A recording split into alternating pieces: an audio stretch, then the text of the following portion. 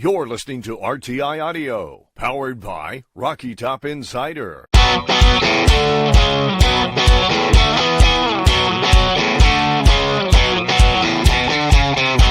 This is Pancakes and Bacon with VFL, Kyler Kerbyson, and Reed Bacon.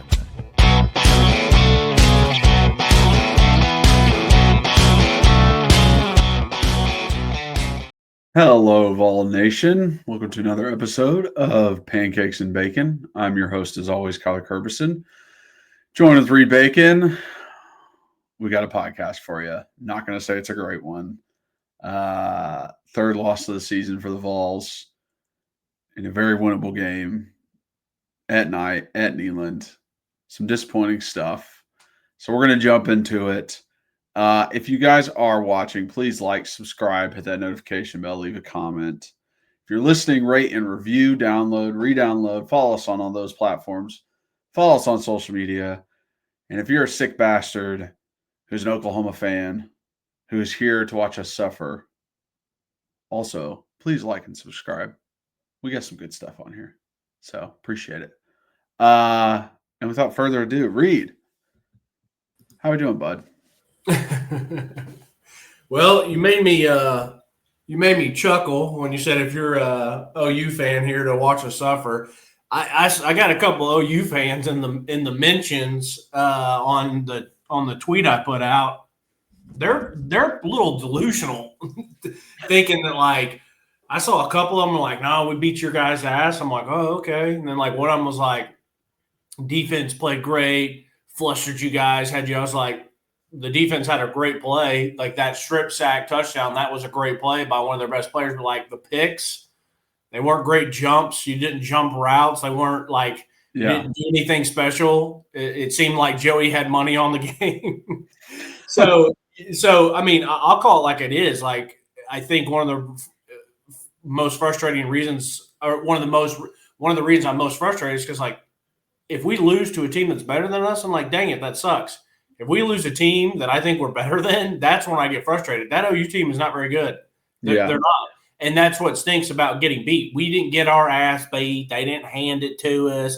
They didn't, belt the ass or whatever the quotes are. Like, we literally gave it away. And they made some plays. John McKeer made a couple plays with his legs. But, like, dude, anybody that watches that's not – a Tennessee or Oklahoma fan, but like has a little bit of knowledge of both teams is like very aware of what, it was almost a little bit of like last year's game, but I do think Tennessee's defense probably had a little bit more to play, but there was some of that where, you just like kind of gave it to us last year where Jackson Arnold was just like panicking.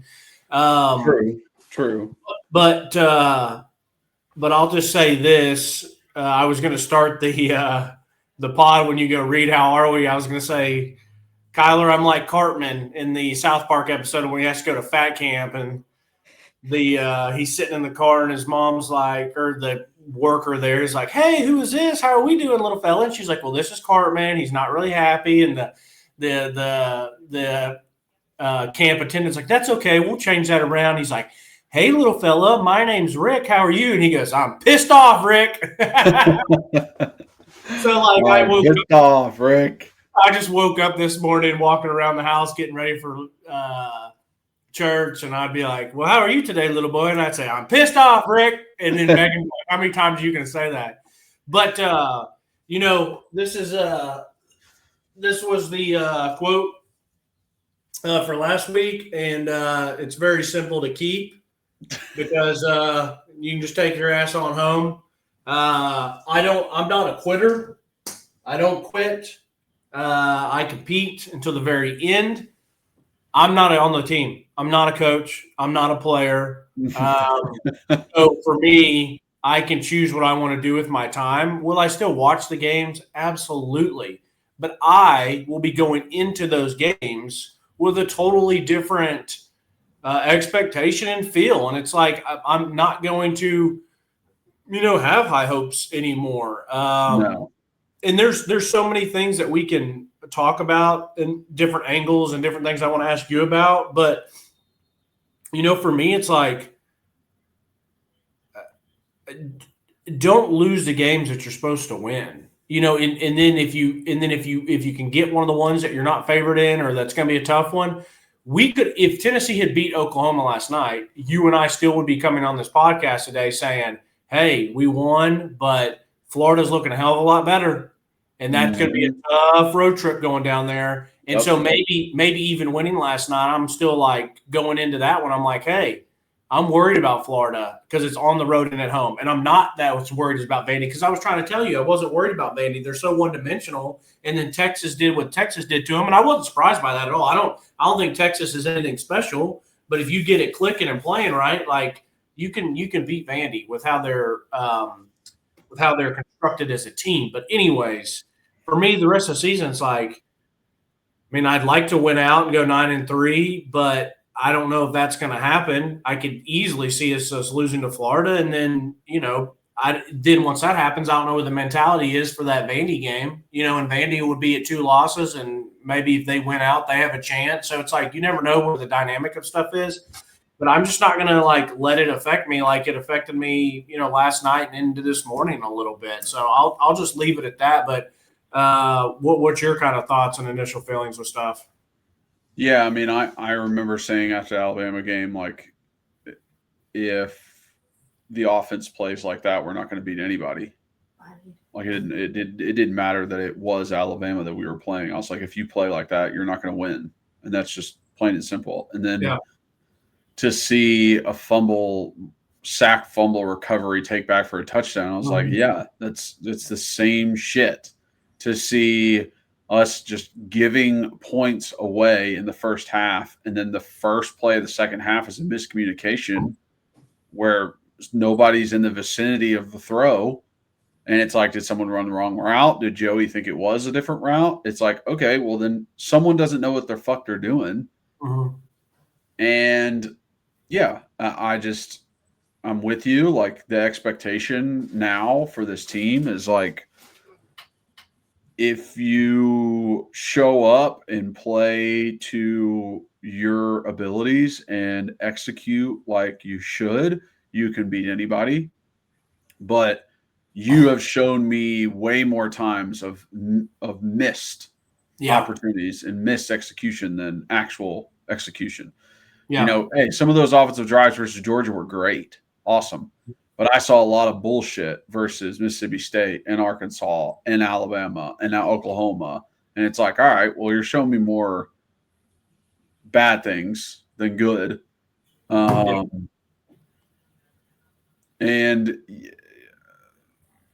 yeah, it's a lot more frustrating to lose to teams that you're better than.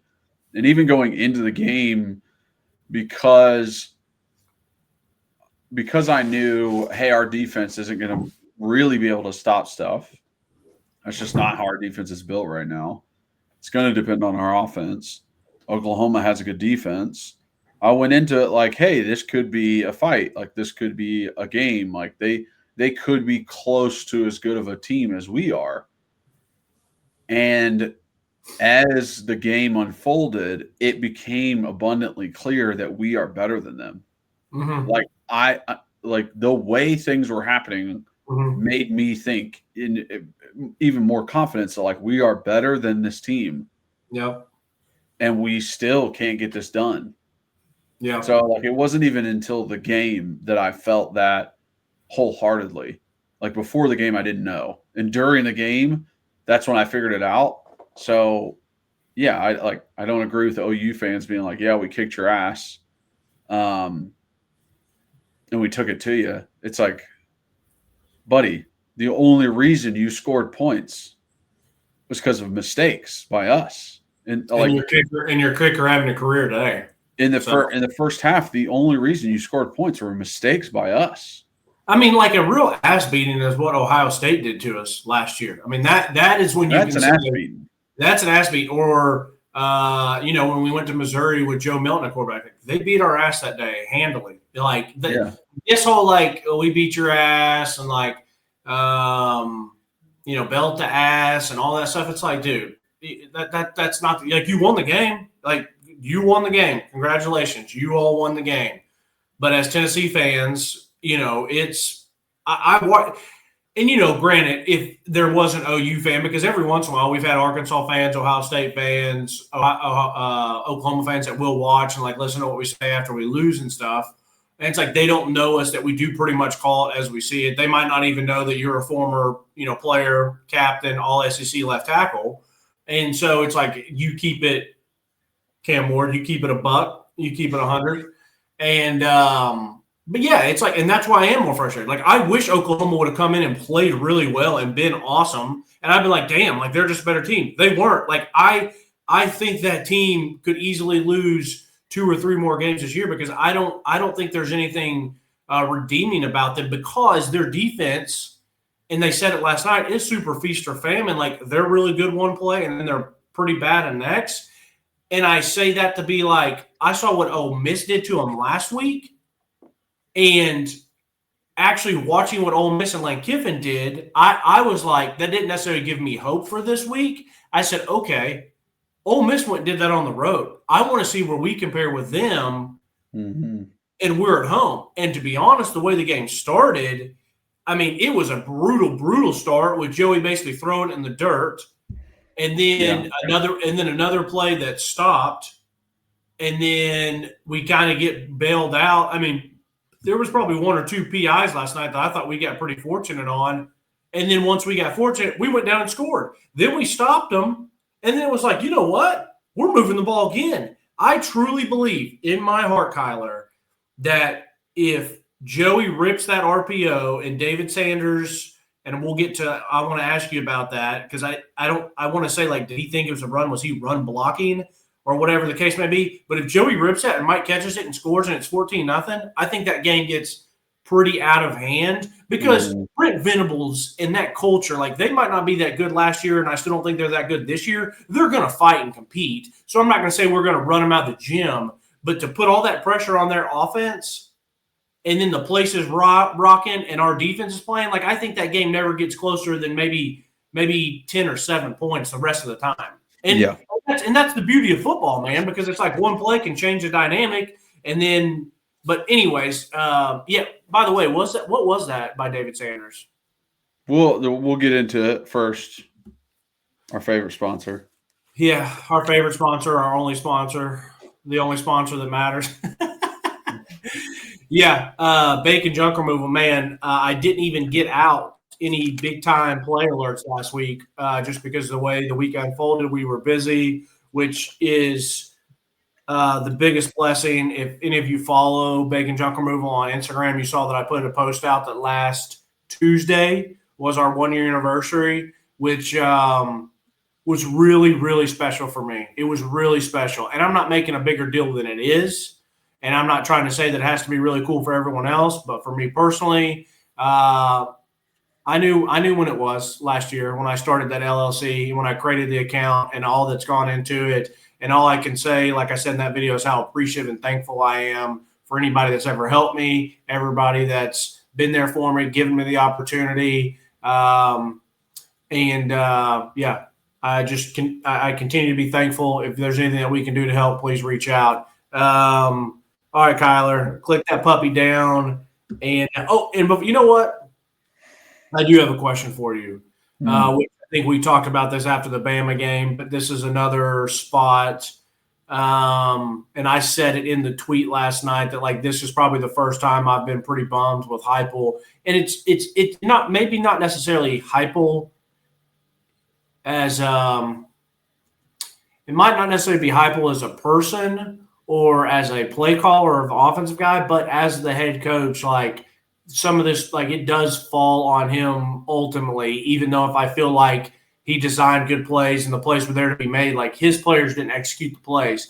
But, and I'm not calling for his job, but I do think it's the first time in 5 years where I'm pretty bummed, and I'll just leave it at that because, like I said, this is a game you don't lose. This is a game at home, at night, all the momentum in the world. The OU team is respectable, but they're not very good. You can't lose this. And he let his quarterback go out there and lose it. And we'll get to Joey in a minute, but how do you still feel about moving forward with Heupel and stuff? You still confident in him? Yeah, I'm still confident in him. I'm never going to judge a person off of one game. I'm still confident in him, but I will say accountability is becoming more of a struggle. I don't. So wait, say that again. Say that again. Like accountability seems to be becoming more of a struggle on this team. Yeah. That are guys being held accountable for not knowing things, for not understanding the play call, for running the wrong route, for throwing the ball in the wrong spot, for blocking the wrong person, for not communicating to other people next to them. Those kinds of things we aren't privy to. We don't get to see. We don't get to know how that's brought up in meetings and how is that talked about between players, leaders on the team, how they are saying that to other players as well. That's the part I just based off this entire year and what I've seen and the mental errors that have happened, I don't feel like that accountability is being held. That someone is saying, like, I don't know, like boot and ass, hey, what the hell's going on? Maybe it doesn't always have to be, I'm going to yell at you, I'm going to rip you apart, I'm going to do whatever. But it needs to be addressed. It needs to be talked about. It can be as simple as let's sit down and discuss this. Let's have a rational conversation. But boy, does it need to happen. Yes, it has to happen. That's the only way that it can move forward. Why was that miscommunicated? Like, why was that miscommunicated? Why did we not have these things? What is causing that? What do we need to do to change that? Do we need to spend more time in meetings? Do we need to spend more time in walkthroughs? Do we need to spend more time actually running it versus scout team? Like, what needs to change? I'm hoping that coaches and Heupel are realizing that something does need to, and that it's not just status quo. Let's run through the practice the same. Let's do whatever we need to do. Let's get through these periods. So that's where I'm at right now. I think the next 2 of the next 3 games will give me a little bit of knowledge into how he's coaching these guys. Yeah. And what he's saying to them. I thought about this a lot last night and this morning, and just how things change over time, and how this team and his tenure as coach has gone, and whether that's how the team plays, how they respond to adversity, how they clutch up or don't clutch up, how they're constructed, how they win games, how they lose games. And then I'm like, well, I would love to be a fly on the wall. And I was like, well, dude, Reed, like, you and Kyler have been to practices. And I'm sitting there thinking, I'm like, yeah, idiot. Like, we have been to practices. We've been to 5. I think you've been to like 6 or 7. Now, we haven't been in meetings, but we've been there where we were there all practice, and we listened and we watched, and I thought about it. And I'm not saying it's right, wrong, or indifferent. And I've been very adamant to be like, as a player, I played better for a coach that would love you up. I can take hard coaching, but just the nonsense yelling and just demeaning someone like that doesn't do it for me. That just used to kill my confidence when I was younger. But there is something to be said that there is someone there that needs to be either, whether it's the hard ass or bringing the energy. And I feel like this is my conclusion, and what I thought about with practice is, and this isn't necessarily a bad thing, but like, he treats these guys kind of like they're pros in a way, in my opinion. It's like, he's a competitive guy, and you can be very competitive without being a very loud or intense or rough guy. But I feel like as I've thought about it, he will see a mistake and he'll go over and talk with someone, and it might just be like, hey, on that throw, you're going to want to watch the safety here. Let's not, if you get your third hit step or whatever, then that's too late, and you need to go and look at this guy, whatever the case may be. And that's his way of correcting someone. And sometimes that works, but then there's other times and other players that are not going to necessarily respond to that. I know with the teams I've played on, and this is the fine line of being a great coach, is what Kyler and Reed respond to compared to what Joey and Mike Matthews or someone else responds to. And, even when guys have struggled within our program, I think the reason they love Heupel so much is because he never, ever takes a shot really at anyone, hardly ever in the media. Like last year, everyone's like, what the hell's going on with Chris Brazzell? Or what was happening with Dante Thornton 2 years ago. And they're like, hey, he's come in, he's worked really hard, he's done everything we've asked, but he's been battling some injuries. It's really, you know what I mean? When we were wanting to hear something else, and I felt like he really went to battle for his guys. But there's a part of me, Kyler, that I feel with some of these certain mistakes, and maybe I'm wrong, and maybe it's just because we're losing, and so when you're losing, you're trying to think of stuff. But there's a part of me that thinks a little bit of that just NFL, hey, you know what the expectations are, so you need to do it. I'm hoping that there is consequences if they don't. And maybe he doesn't feel like he can give consequences to other people because he doesn't have anyone behind him. Hey, Joey, I know you didn't see that coming. We got to be stronger with the ball. And then he throws the pick, and it's got to be like, what are we doing? And I'm not saying you got to dog cuss him, but like last year, he didn't let Nico really lose his games, and people were pissed about it, but we won games. We beat that Oklahoma team by running the ball and playing defense. So it's like he can't go to him and be like, hey, if you let another one go, I'm going to have to sit you down. We can't be giving the other team. And so it's just that fine line because we got a ton of young guys. These guys, if you treat them like pros, there's something to say about being that's a pretty cool way to go about it. And I even mentioned on last week's podcast that I feel like a lot of these guys do carry themselves in a professional manner, but they are still 17, 18, 19, 20 years old on a lot of cases. Now, we got an old-headed quarterback, which we still got to get to Joey about what he's done, but that's the only thing I'm a little bit worried about is they know that they can have a little bit of a longer leash because he's going to come and say something to them, but he's not going to rip their ass. He's probably not going to call them out in a meeting, and that's the one part I don't know. We had Jacob Warren on, I guess maybe Heupel's first year I guess Jacob came on after Heupel's first year, and we talked to him about the difference of then hey, he's kind of calm, cool, collective. He tells you what's up. He tells you what he's expect of you, and that's what you better do or you're not going to play, compared to Pruitt and Butch and guys who would just yell and go red face. But I can't help but think if there was a little bit more in that other area that maybe some guys wouldn't keep making the same mistakes. I don't know. I'm talking out loud on all that stuff. I'm with you. I think you can treat guys as pros, but you cannot assume that guys are acting like pros. I can't assume that you're putting in the effort that's needed to be a professional.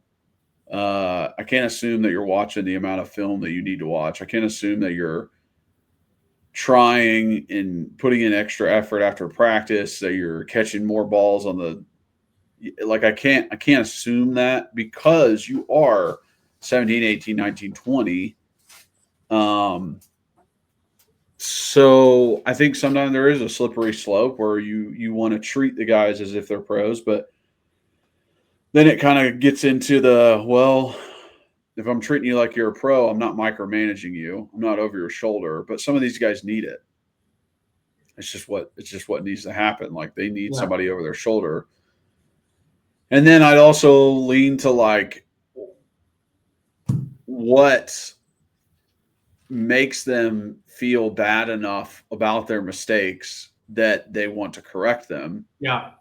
If it's only I'm concerned about my play, it doesn't seem strong enough of a feeling. If it's I don't want to let down the guy next to me, then that can be a very strong feeling.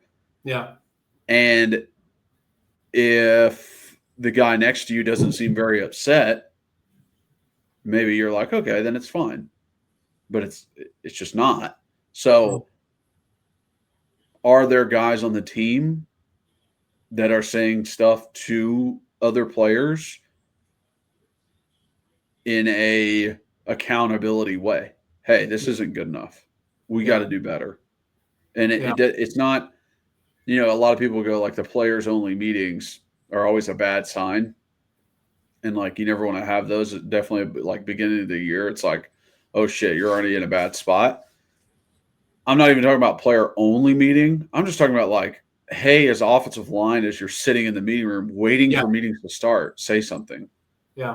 As a quarterback, maybe once your quarterback coach walks in, and maybe it's not even Heupel yet, say something. As a defensive player, as a starting linebacker, go up to Joey individually and say something. It's just, as a leader in any group that you're a part of, whether it's, oh, yeah, I want to talk to the guy on the other side of the ball. Oh, I want to talk to my entire side of the ball. Or, hey, I just want to talk to my position group. It'd be nice to hear. Yeah, You just, those kind of things have to happen. And it doesn't have to be a whole, hey, players only meeting, everybody get together. Because sometimes it doesn't even fucking do anything. Yeah. Yeah. It's like, yeah, everybody knows they're supposed to be putting in effort and like appreciate you guys getting up in front of us and 6 people talking to 100. But sometimes that's not almost like not close enough to really understand. Do I want to hear from a DB about how the offensive line should do better? Probably not. Right. So it just depends. Yeah. The leadership, the player-led leadership's a tough thing to go about. Especially with transfers and like people leaving and like just showing up. It's like Joey got here in April and now he's supposed to be the leader of the team. He's the oldest guy on the fucking team. I thought about it last night. I walked inside, I think, after his second pick, and I was at my parents' house, walked inside, used the restroom, played with Big Boy, a.k.a. their cat, because I needed a mental break for a second. And I'm sitting there thinking, I was like, dude, I don't know if there's anyone on the team that would check Joey. And I don't mean like, hey, throw another pick, I'm going to beat your ass. I'm not saying that. But just be, there's probably a lot of guys like, hey, you're good. We're here with you. Like, keep playing. But, like, what if there does need to be someone there that's going to be like, hey, like, lock the fuck in. Like, I don't know what you're doing, but, like, we can't lose this game. And I don't know if there is that person. And, I've heard the story from a very reliable sources, and that story's been out there a lot, but it was like Peyton Manning threw his third pick and Al Wilson went over to him and was like, you're not going to turn the ball over again or I'm going to handle it. But then you hear the stuff about Jeremy Banks, whether he was getting into it and I don't with Hendon Hooker and if that was a good thing or a bad thing, but it's the player-led stuff can be tough. It has to be, you have to be a special player to go about it. For example, like if Eric Berry was going to say something, they're going to listen. If Derek Barnett's going to say something, they're going to listen because they're one of the best players. But you have to be one of the better players and one of the hardest workers because, like, I don't care if you're a great player. If I don't think you're putting in the work in, like, I'm probably going to be – I don't know. If they're good enough, I'll probably still listen to them. But, like, if I don't respect you and stuff like that, then, like, I'm going to be like you said, a DB coming to be like, hey, Kyler, like, y'all need to step it up. You're like, get the fuck out of this room before I smash you. Yeah, so exactly. It's a tough dynamic, but yeah, I think for me with Heupel, I'm still in the Heupel boat. I still think Tennessee football is in a good spot. I know football in college football now, it was always a very turbulent thing, but now it went from being a microwave to it's a propane tank and a gas lighter. I mean, it blows up instantly because everyone sees what everyone else is doing. The NIL has made it more NFL style where teams can compete now. Teams can compete. You don't just stack rosters anymore. You don't have any more Alabamas and Georgias and LSUs where they just have all the best roster on the first, second, and third. You know, that second guy who was pretty damn good, well, now he's getting paid to go play at like Missouri, you know, or Vandy or wherever else, or Texas Tech or whatnot. So it's so volatile that you've got LSU's got to hire a coach. Auburn's got to hire a coach as of today. Florida's got to hire a coach. And Penn State's got to hire a coach. I mean, that alone right there. Will probably have to hire a coach. That's 4 good programs that are looking for coaching. It's like, well, who do you want? The only person that I know that everyone would really love to get is Kirk Cinetti. He ain't going anywhere. I mean, Penn State was going to try to make a run at Matt Rule. Matt Rule's lost his last 2 games. And then it's like everybody wants Lane Kiffin, but like not everyone can have Lane Kiffin. He might not leave, and there's still a little bit that I think Lane Kiffin's matured, but you're still going in. There's still a little bit of a slippery slope. Yeah. So it's like, hey guys, let's take a deep breath. Let's see how and this is talking to myself too. Like, let's see how the rest of the season plays out. And I think continuity can be a big player. You know, you got to pony up the money, because that's the other thing is too. Auburn can go out and hire a coach. LSU can go out and hire a coach. Florida can go hire a coach. And if you pay some money and you get some other players, by this time next year, that coach is the greatest thing since sliced bread, because they've won their first 5 or 6 games. You know, it just doesn't take long to turn stuff around now. And so saying that, I'm hoping that if we stay a little bit continuity, you know, hopefully Josh Heupel, and this is a pet peeve of mine. I hate when people are like, he's got to do this, he's got to do that. And it's like, well, I'm not his boss. I'm not the athletic director, and neither are you. So it's like, I'm not going to tell him what he needs to do, because I don't make the decisions to fire him, and neither do you. And Vol Nation thinks they have power, and Vol Nation can get rowdy and stuff, but I don't think Danny White's going to let the mob overturn things. So it's like, I will say he doesn't need to. I'm not going to say that. I'm going to say I hope that he continues to progress as a coach and continues to progress as a game day coach, as a head coach, as a disciplinary. And the other thing is too is just keep spending the money, keep stacking, because I do believe the one thing that I've noticed with this coaching staff is I think they can bring in guys like what I've seen. So you got 2 guys that we're going to talk about today in Braylon Staley. He's been pretty darn good. He's a homegrown, brought-in guy. And Reese Farouk is a young player who's made some really great plays the past 2 weeks. We've developed guys on the D-line, whether that is transfers or recruits. We've been really good with hitting in the transfer portal and those guys panning out for us. I feel like the guys that we've lost maybe hasn't been a big loss. So it's like, I think overall, as a whole of a roster construction, I think they've been pretty good. Now, obviously, I want all 5 stars everywhere, high 5 and 4 stars everywhere. I would love to have a ton of David Sanders, because you watch the kid play and you're like, wow, he's really good. But I still just think I hope that we can have some continuity while everyone else is like trying to scrum around and find something, and you know, Heupel can continue to stack this thing forward. So that's my hope, and I think he can do it. I really do. I do too. I think he has the capability of doing that. I think it will be tougher for those teams who have fired their coach, even though this is a transfer portal era and you can't get guys in when you want. You know what? Let me say it like this. When you were saying it's harder for those teams, I think it's harder for those teams to have it sustained.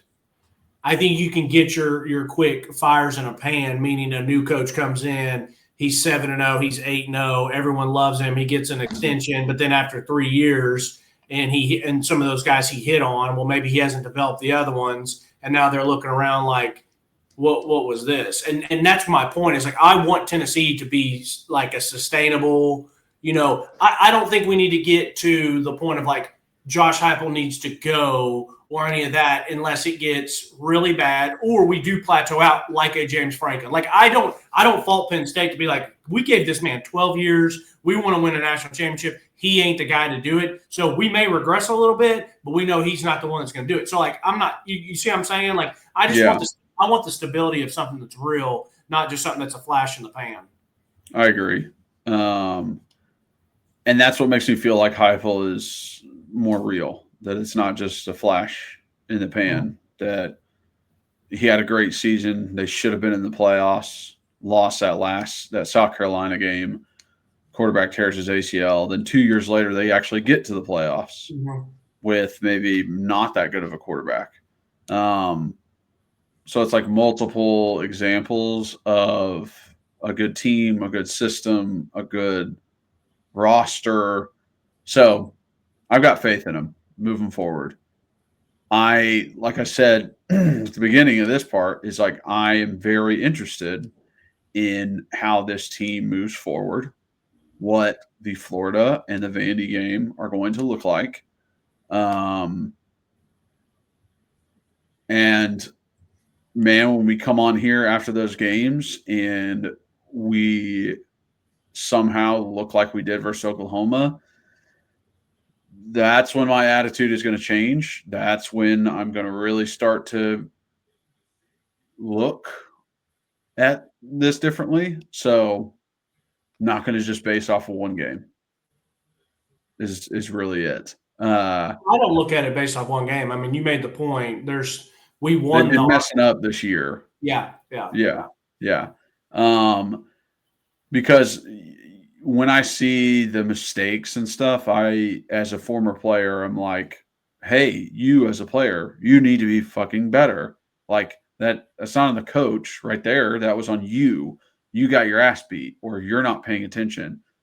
And then as it continues and keeps happening and maybe spirals into worse things, I start to go, all right, who's not mentioning something?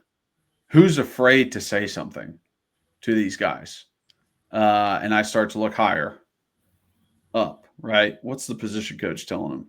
What's the offense coordinator telling them? Defense coordinator? What's the head coach telling them as it goes down? Because it's just like,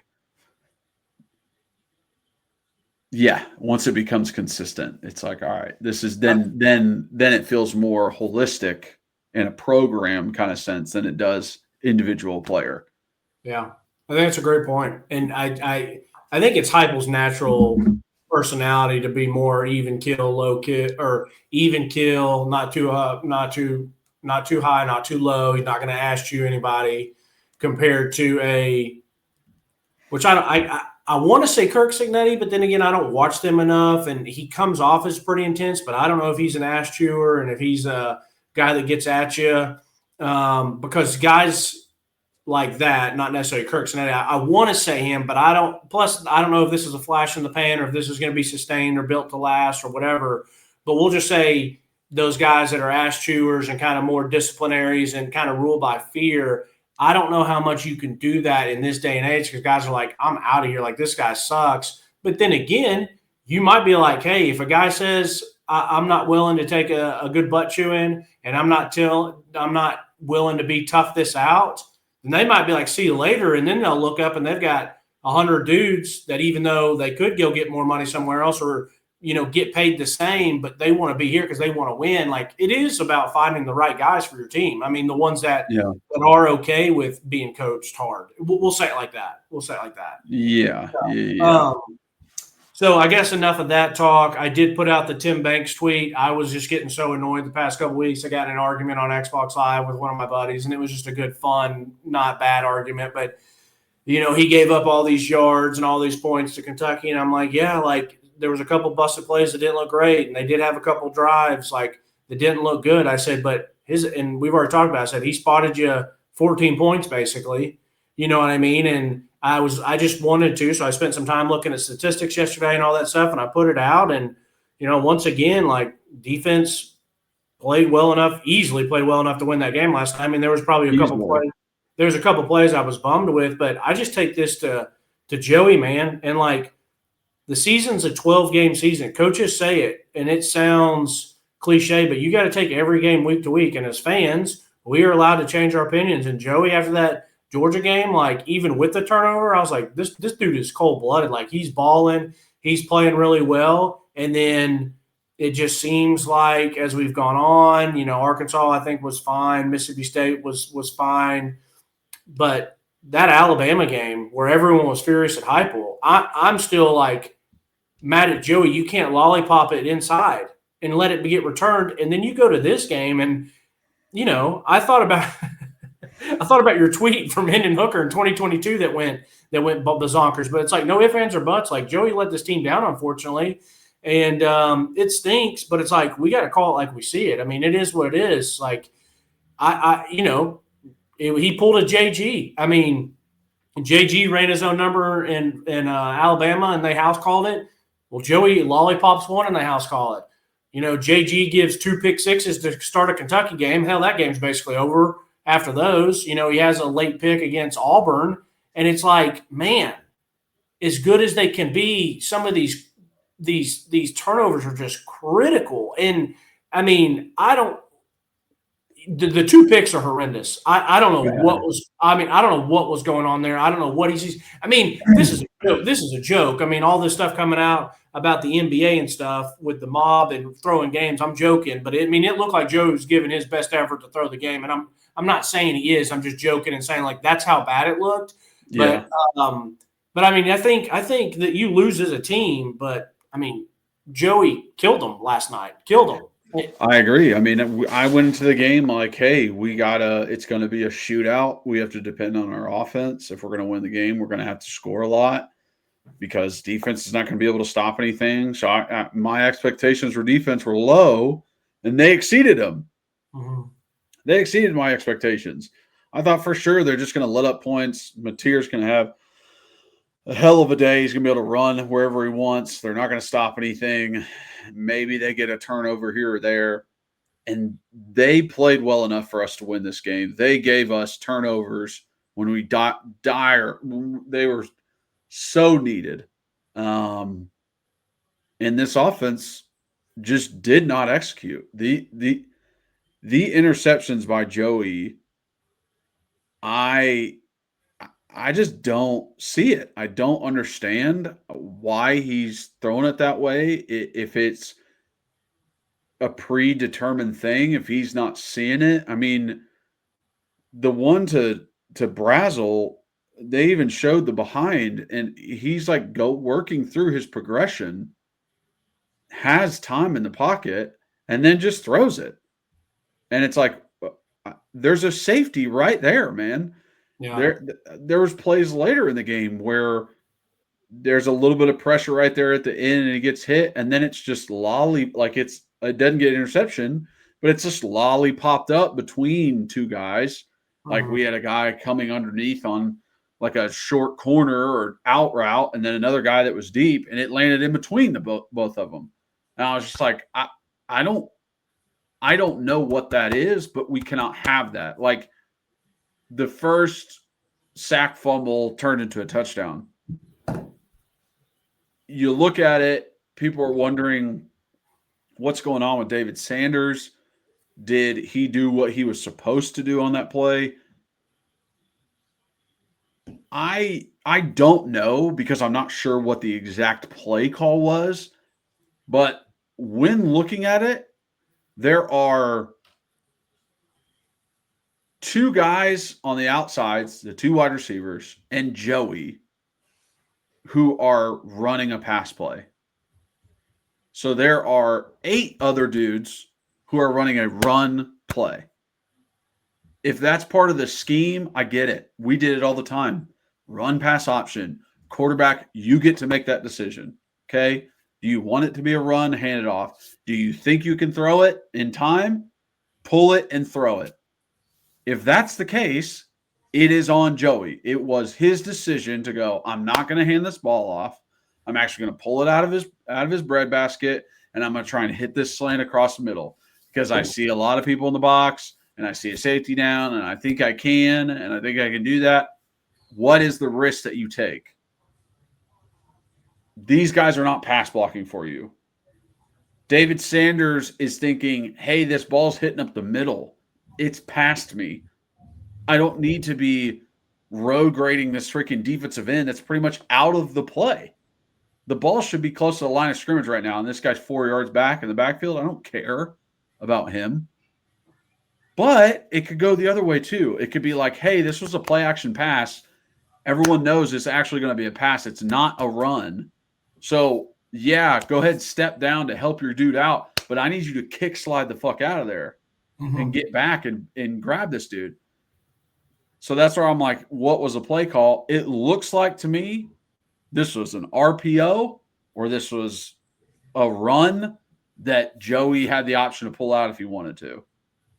Because that's what it looks like all 5 offensive linemen doing, the tight end and the running back. That's what it looks like they're doing, is running that fucking ball. And it actually would have been a pretty positive run. Yeah. Well, yeah, or if he could have gotten the pass off, it would have been decent. But yeah, I do think the block it would have been great. And it's like, maybe that's a risk that you take when you pull that ball out and you go to throw it.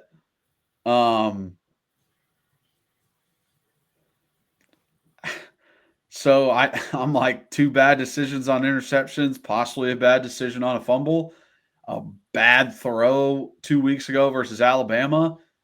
And it's like, you're not playing as you should as the de facto leader of this team and most important position on the field.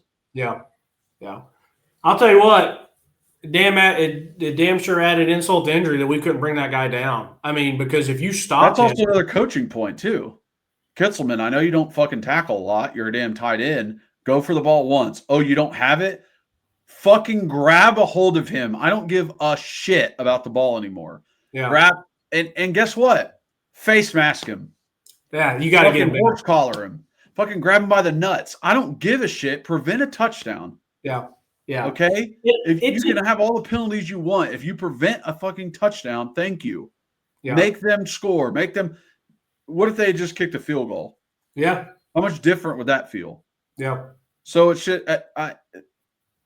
That's something too. Yeah. You're not coach. You don't go through fucking tackle lines at practice. You're not coached about that. But by God, our dreams, goals, and aspirations are in that guy's hands. By God, how football works. Yeah. Your limitations. He's stiff arming you for 15 yards. Once you realize you can't reach that ball, bring him down, dude. See, I think he was trying to bring him down. I think at first he went for the ball, and then I think his ass was just getting stiff armed into oblivion, that he was just trying to hold on for dear life. I truly don't think that after that first little initial go, I think he was trying to tackle him, and I think he just got stiff armed and he could not. Because the best way to defeat a stiff arm is hit it on your way in and then wrap the guy up. But he already had Miles, and so Miles, I think, was doing everything he could to hold on. But like, you were saying, hey, I know you're not a defensive guy, you don't tackle. Like, bro, I don't care. Like, it's football. Like, it's not difficult to tackle someone. It's especially as you're as big as Miles is. I mean, he's just as big as that D lineman. And I don't know where the rest of our team was. Did they all just fall in quicksand? Like, where are our receivers? They were dude pulled his hammy, and I finally saw someone. It's like, you cannot allow that to happen. I mean, but yeah, I think once again, it was pretty plain and simple. And I know you and I talked this morning. It was like, hey, I didn't even want to talk on the podcast last night. I was like, man, this is brutal. And then I woke up. I was annoyed. I've gotten over it basically as the day's gone on, and now we're talking about it again. But and we were like, hey, we're not going to really go through play by play. We can talk some high points. You can talk some offensive line play. But that play had to be talked about as I think that was when I was like, am I in the twilight zone? Like, we just went down and scored. We stopped them. Their offense, not just that first drive, the entire night looked like they couldn't do anything. All they were doing is little baby hitches. They couldn't run the ball on us, which was great to see, unless it was John Mateer. And John Mateer had 1 3rd and 16. That was an absolute backbreaker. And even then, you saw what Tim Banks did. Tim Banks put these guys in zone. He did not run man on purpose. If you run man, that's asking for John to run. When these guys got their backs, now we just couldn't make a play on him on 3rd and 16, which is inexcusable. Now, maybe you say, hey, only rush 3 and drop a spy, whatever, man.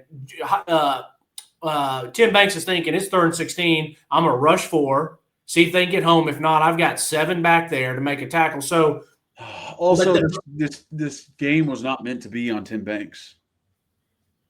I agree. I agree. I mean? It's just like the game was not meant to fucking be on the shoulders of the defense. Yeah. It's crazy that we had to get to that point in this game. That's ridiculous. They gave you the ball away. They gave you the ball back right away. They got multiple turnovers for you. Yeah. What else do you want from them, bro? I mean, that's all we needed as this offense. And our offense, like I love to say, shit down their leg. Dude, that was malpractice, coaching malpractice for Oklahoma to throw that ball. And Mateer lasers it in there, and that was so stupid. And we actually get the pick. That pick by Edwin Spillman was a heck of a football play. That's a heck of a catch if you're a receiver. He's a linebacker. Dude, that was crazy. It was. And so, anyways, so talk about some of the plays or just what I was saying about feel like I was living in the twilight zone. I'm like, all right, wow, that was a brutal start, but we go down, we score, we stop them. I'm like, dude, we're back. Like I said, 14-0. I didn't even think field goal was a thing. I said, bro, we're moving this thing at will. And that was the thing. It was so feast or famine with these teams that, they might sack us, and it might be 2nd 12. But when we connected, it was so easy to pass the ball on them. It was so effortless to pass the ball on them. I think there was a couple of times they did do some good designs and confused our offensive line, and Joey took some sacks. So that's what you're going to, feast or famine. That's what happens. And they had a couple where they did get – the 3 and out. I mean, they had a 3 and out where we were needing to go down and take the lead, but they also 3 and outed us after the peanut punch by Idris Farouk. Yeah, if you go down and score right there and make it an 8-point game because we were up 1, so you score, get the PAT, an 8-point game, you're feeling great. You're feeling really, really good with where you are. But for me, I thought it was – I'll just name some stuff. I thought we had played the run pretty well overall as a team. I've been getting on Turntine. I thought he had a really nice good coverage on that 3rd and 6. Aaron Carter out there was flying like a madman with turf toe in both his feet. He had good coverage on one of them. That one 3rd down, he was in man. Got the guy, got the tight end coming across, stayed with him. That was good coverage. And I'm going to tell you right now, everyone else was blanketed. I don't know how Oklahoma doesn't have more of a threat on the outside like they usually do. They were blanketed all the way across. The only time they really had they had the one hole shot, which was zone, and then they would just do these little dinks and dunks on their hitches. I thought last night, guys got off blocks pretty well on the edges. I mean, Colton Hood again, Jalen McMurray again was showing up. I saw multiple times Hood was pushing through a fucking block. I saw multiple times where Hood was sticking his foot in the ground and getting north and south. Yeah, real quick. Yeah, I thought Ty Redmond had a couple good plays, a couple good tackles. Agreed. I thought Joshua Joseph looked awesome against the tackle. I mean, he was beating him multiple times, just around the edge, rushing. And if he didn't get a sack, he was there for the pressure. Yep. And there was just other times on blitzes and stuff where it's just like we're not in lanes.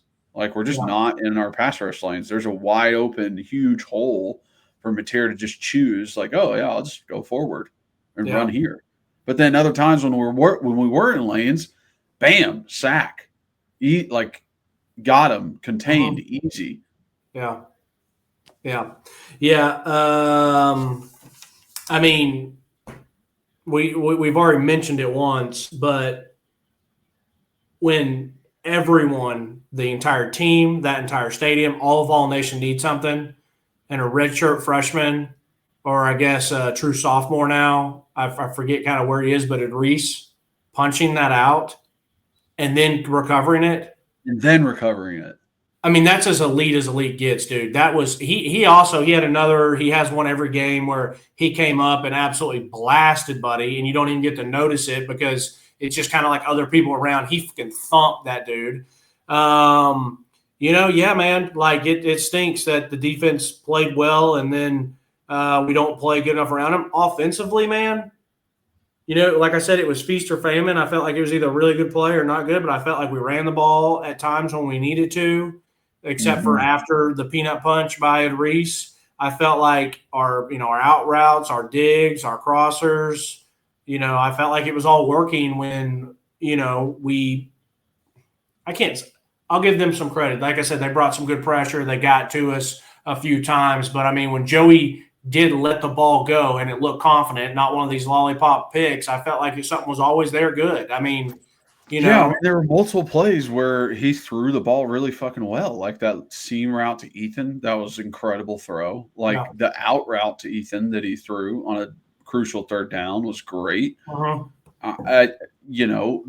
out route to Braylon Staley that he took to the house was in the only place where Braylon could catch it and nobody else could.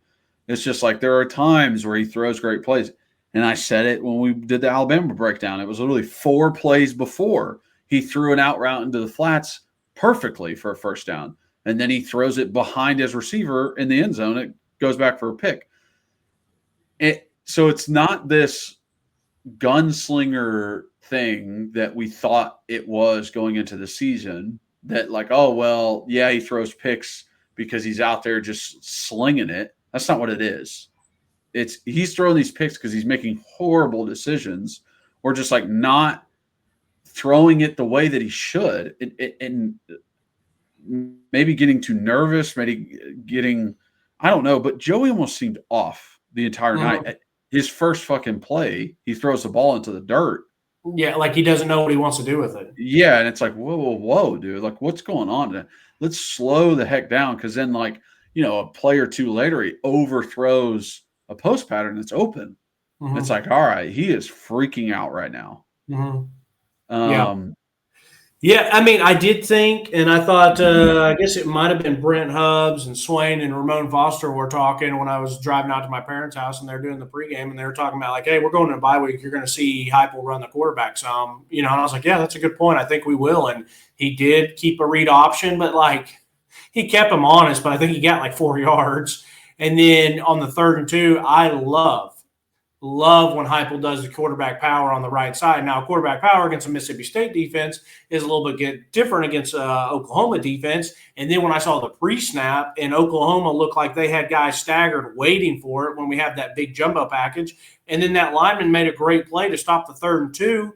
And it was like, I literally was like, oh, I love this play. Here it comes. We get stopped. I'm like, okay, that was just a good play. But then I see the behind view, and I'm like, dude, I wish our 25-year-old quarterback sees this and be like, yeah, I don't like that lineup. Like, I'm just going to hand it back off up. Because I don't know if you remember what it looked like from behind, but I mean, they had their normal guys here, but then it was so stacked on this right side because we had, tight end, running back, and they kind of knew what we were doing. I felt like if you just audible hand it off, it's basically a 3-on-2 blocking with our center and 2 guards or center guard tackle against their guys there. But anyways, it's like, that's a bummer.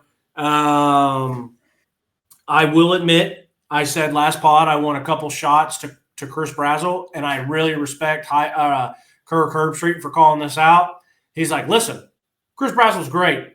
He's like, but the way you're moving the ball right now, I don't know if on 3rd down a 50-50 ball is what you want, the way you've just been able to move it easily. And I was like, you know what? I'm kind of with you. When I said I wanted these shots, I want more like deep balls. And again, a fade is like Chris is either going to come down with it or hopefully we get PI. It wasn't a good ball by Joey at all. And it was pretty good coverage, but it was not a good ball by Joey to be a realistic chance to go up and catch it or to try to fight back and get PI like we did later in the game. I thought Joey did have a couple of nice plays where he moves in the pocket and gets the ball down to some running backs. I thought Peyton ran pretty hard a couple times, but then he had his drop, and then he infuriates me when he's going around the edge later in the game, and we really need it. And it's like we ended up getting to the 4th and 1 where Jack Van Dorsler drops it. But, like, Peyton's got a guy one-on-one, and all the guy goes is just goes and just swipes the legs, and he goes down. I'm like, bro, can we break – you're 200 pounds. Yeah, it seemed very easy. I was like, yeah, that's the best way. It just seemed way too easy. It's like if he goes and powers through someone, they feel it. he usually doesn't break the tackle, but they feel it. But if it's one-on-one on the outside and this little 180-pound guy just comes and swipes his leg, he goes down so easily compared to our smaller guys who seem like they bounce off those a lot easier. And that's the frustration with him as a running back. Like, I don't know if it's anything he can do. I think a lot of that balance and stuff like that, in my opinion, is more natural ability. But that one was a frustrating one with Peyton. I thought Starr did okay. You got to give a shout-out to freaking Braylon Staley. This is twice this year that they've thrown him an out route in his sheer will, because he didn't turn up field and just burn someone. He breaks through tackles and runs hard and house calls these things. Like, we have been wanting to see a yak guy. Listen, I'm going to say it. Jalen Hyatt won the Biletnikoff, but as an overall receiver, he can't hold Braylon Staley's jockstrap, because Jalen had elite speed and could burn him over the top, but Braylon can beat you over the top. Braylon can get your yak. He can go across the middle. That guy is a complete receiver. Is pretty damn He can special. be a good blocker too. Yeah. And so, like, I just got to shout out. He had a great block. He had a great block for Mike earlier in the. Yeah, and Mike had one too where he got. Yak. Mike had one where he got it and got up there and got some yak. I think there's a little bit of that for me. It's still like Braylon was a high level 4, Mike's a 5, so I'm still expecting something a little bit different. And I look at them as equals. I need Mike to hopefully take one more little step, but I don't know if that's going to happen. But I don't know. I oddly, the past 2 games, I've really liked the way Mike has looked. Like, well, good. Even when he got the ball this game, I was like, he's running more confidently. Like, the fact that he got yak on that screen, I was like, okay, I didn't see that before. And now I'm seeing it. Now he's making the one cut and he's going. Just playing stronger too. Like I said, those tackles aren't bringing them down. I think I've pretty much talked about the certain plays I want to talk about, except the Jack Van Dorsler drop. I mean, do you have an issue with that play call? People were like, how is the season on the line and we're going to a freshman? Like, I mean, clearly, like, that doesn't bother you, does it? Because I'm guessing this is what you're going to say. You're going to say, we've run that play in practice. We've repped it. The coaches have seen it. Jack's caught it. They have faith in him. All we can do is put somebody in there, what we've seen him do, and he choked and dropped it. Yeah, okay. I mean, like, hey, guess what? We're going to be lined up in fucking jumbo. Guess who's our tight end in the backfield in jumbo? Jack. What, you want us to fucking change everything around to give it to somebody else? Like, that's who it is. Jack gets fucking paid, okay, to be here, to play. He has been blocking his ass off so he could get this opportunity. You don't think he wants to fucking catch that fucking ball?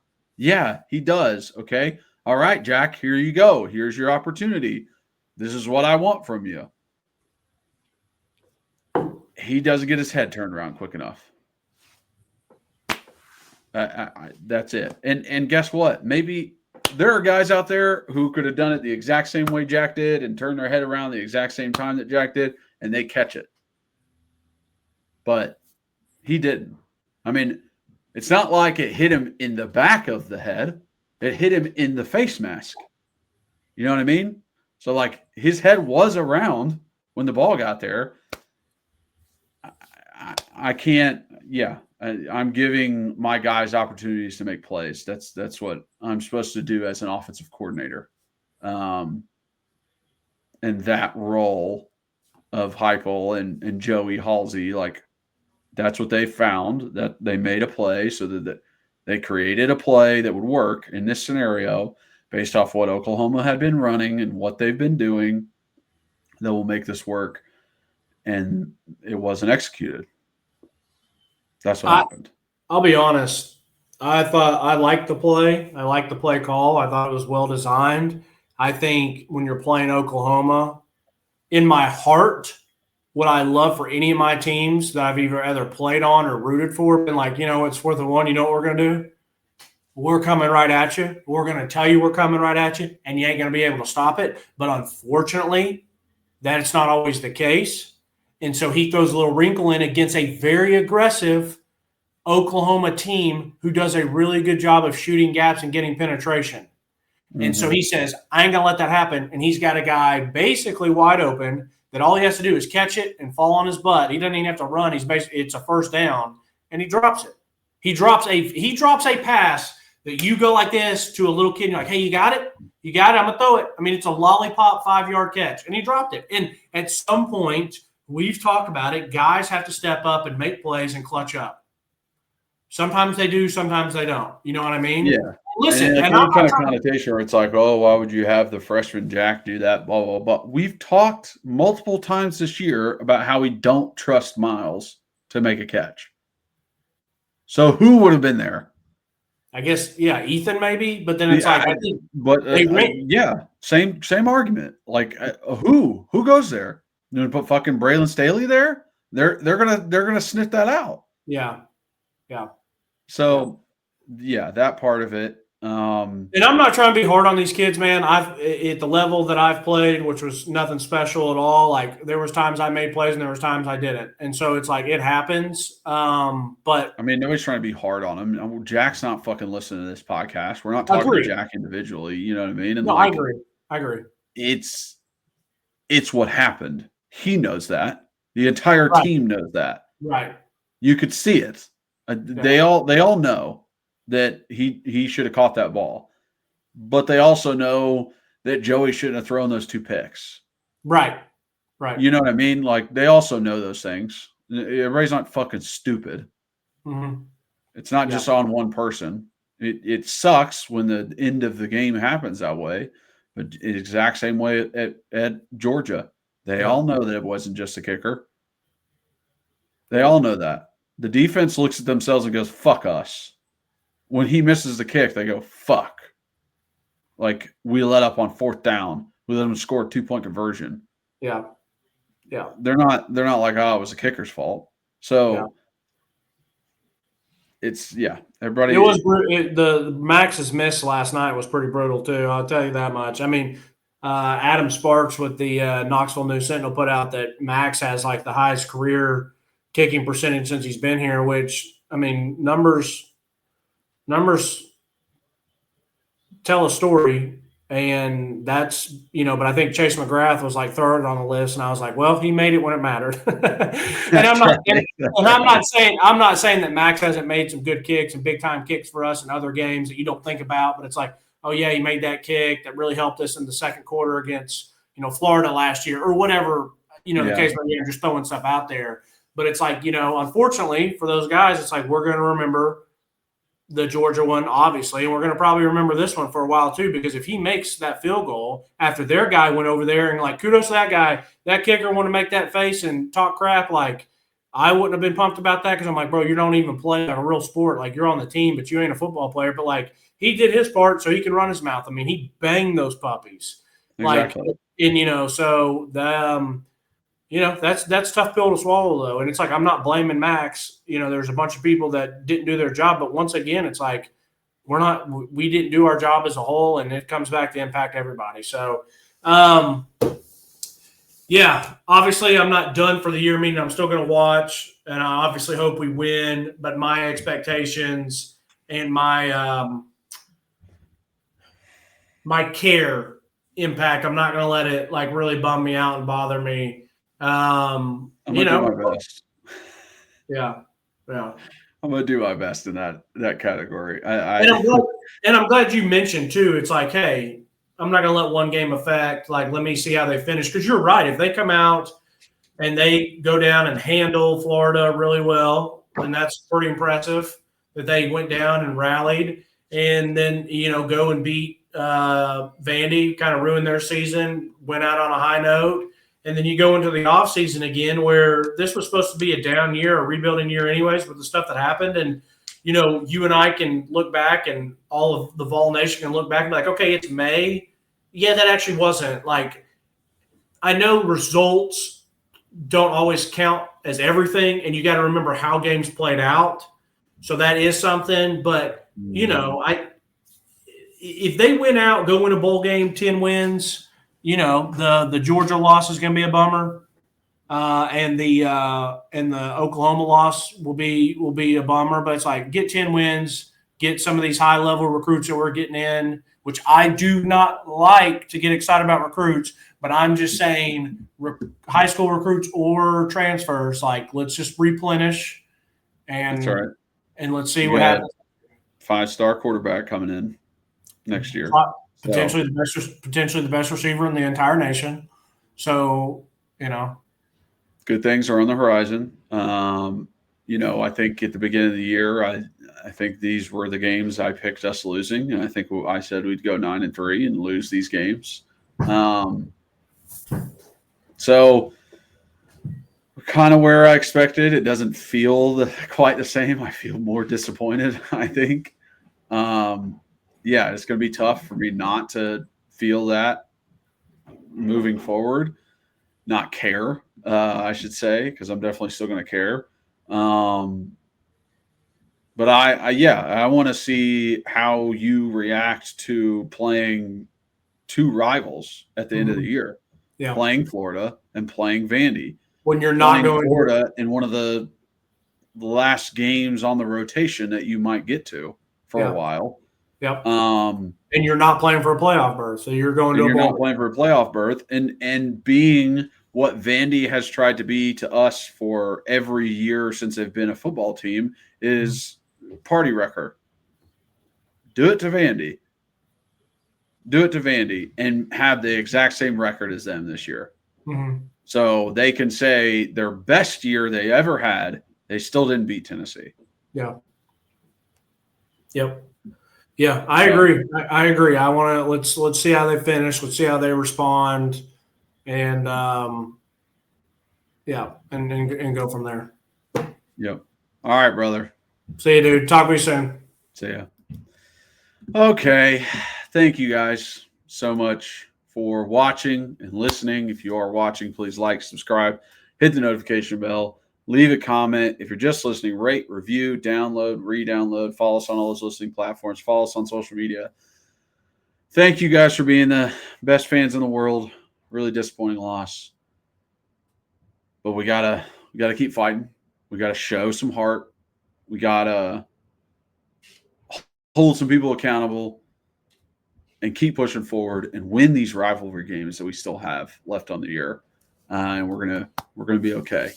So thank you guys again. And as always, go Vols.